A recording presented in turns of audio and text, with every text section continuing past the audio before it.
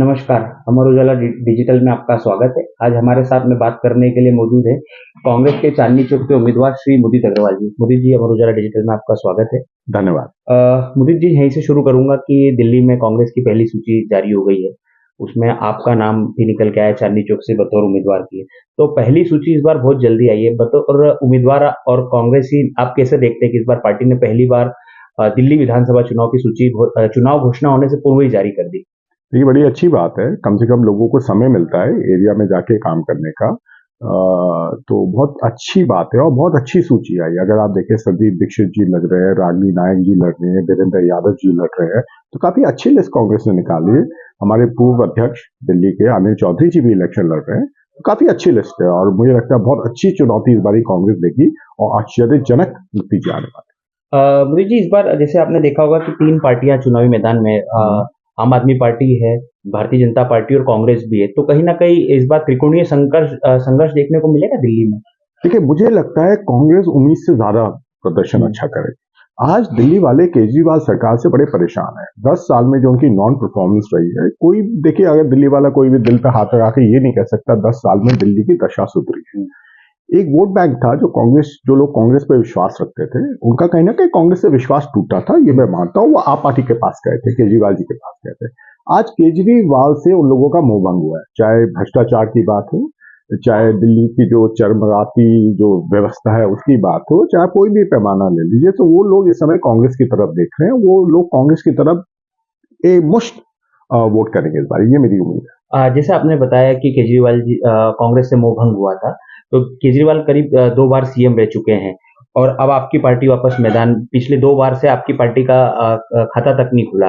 तो इस बार आप कितनी उम्मीद देखते हैं कि अगर पार्टी टफ फाइट देती है, तो क्या स्थिति होगी ये बहुत परिणाम? बहुत बहुत टफ फाइट इस बारी होने वाली है और जैसे मैंने कहा, कांग्रेस की तरफ से अप्रत्याशित और आश्चर्यजनक नतीजे देखने को मिलेंगे। जो आप जमीन पे लोगों से बात कीजिए, वो वाकई में केजरीवाल सरकार से बड़े परेशान है। अच्छा, इस बार हाल ही में जो लोकसभा के चुनाव हुए उसमें कांग्रेस पार्टी ने अच्छा प्रदर्शन किया, 99 लोकसभा सीटें तक जीती। क्या इस परिणाम का असर दिल्ली लोकसभा चुनाव में दिखेगा? खासकर जो संविधान वाला मुद्दा था और जो राहुल गांधी ने जो कई अहम मुद्दे उठाए, क्या उनका भी अभी भी दिल्ली विधानसभा के चुनाव में असर दिखेगा? क्योंकि महाराष्ट्र और हरियाणा में वे मुद्दे अब खत्म से हो गए हैं। देखिए, हर चीज का इलेक्शन पे असर पड़ता है। मैं हमेशा कहता हूँ, ये तो लोगों का जहन होता है ना, लोग क्या सोचते हैं। कोई भी चीज होती है, हर चीज का कहीं ना कहीं किसी ना किसी वर्ग के जहन पे फर्क पड़ता है।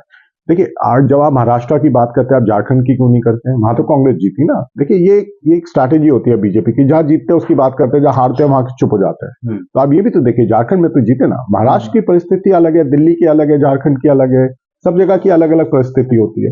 दिल्ली में जो कुशासन केजरीवाल सरकार का हुआ है, उसके एवज में आप देखें तो कांग्रेस बहुत अच्छा करेगी। अरे आप अभी जो इस बार आम आदमी पार्टी की सरकार थी, खुद मुख्यमंत्री जेल गए, डिप्टी सीएम उनके जेल गए, कोई मंत्री उनके जेल में गए। तो क्या आपको लगता है कि ये जो सिनेरियो घटा, ये जो घटनाक्रम घटा है आम आदमी पार्टी के साथ, तो कहीं न कहीं जनता का मन बदलेगा? जो ये भ्रष्टाचार हुआ, शराब घोटाला हुआ, उससे आपको फायदा मिलेगा? देखिए, 2-3 चीजें हैं। भ्रष्टाचार एक मुद्दा है, जिसमें आपने जो चीजें गिनाई सब उसके अंदर आती है, शराब घोटाला उसके अंदर आते हैं। दूसरा, संवेदनहीन सरकार है। अगर आप शराब की दुकानें रेजिडेंशियल एरिया में, रिहायशी इलाकों में खोल रहे हैं, तो क्या दिखाता है? ये कहीं ना कहीं ये दिखाता है कि भ्रष्टाचार जरूरी है, लोगों का जो भला करना वो जरूरी नहीं है। दिल्ली की चरमराती व्यवस्था देखिए, यातायात व्यवस्था देखिए, पोल्यूशन का देखिए, कोई भी आप पैमाना ले ले, जैसे मैं कहा, ये सरकार विफल रही है। दिल्ली में ऐसे कौन से मुद्दे होंगे और इवन आपकी कॉन्स्टिट्यूएंसी के कौन से ऐसे मुद्दे होंगे जिन्हें ले लेकर के आप जनता के बीच में जाएंगे, और ऐसे दिल्ली के कौन से मुद्दे हैं जो लोगों से जुड़े हुए हैं? देखिए, मैं चांदनी चौक की बात करता हूँ। अगर आप पार्टी का सबसे भ्रष्ट नेतृत्व कहीं है, वो चांदनी चौक विधानसभा में है। इनके जो नेतृत्व है आप पार्टी का चांदनी चौक विधानसभा में, वो उगाही का काम करता है, वो अनऑथराइज बिल्डिंग का काम करता है, वो लोगों को डराने धमकाने का काम करता है, वो लोगों से मिलता नहीं है, वो लोगों की समस्याएं दूर नहीं करता। आप चांदनी चौक की जाके हालात देखिए। मैं तो पराठे वाली गली के अंदर पैदा हुआ आदमी, मैं तो वहां रहा हूं अपनी आधी से ज्यादा जिंदगी। वहां सड़कों का बुरा हाल, सीवर बह रहे हैं, तार लटके हुए हैं।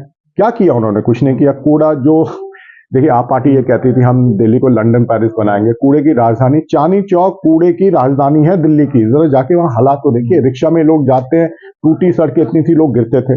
लोगों ने इतनी मेरे को शिकायत की, मैं डीसी के पास ले गया, मैं कमिश्नर के पास ले गया, ट्रेडर्स को ले गया, रिहायशी लोगों को ले गया, भाई यहाँ की समस्या ठीक करो। क्योंकि जो स्थानीय विधायक हैं और जो कॉर्पोरेशन के मेंबर थे, उन्होंने कोई ध्यान ही नहीं रखा चांदनी चौक की तरफ। वो सिर्फ भ्रष्टाचार करके अपनी जेब भरने में लग गए। अब जाके मालूम तो करिए उनके बारे में।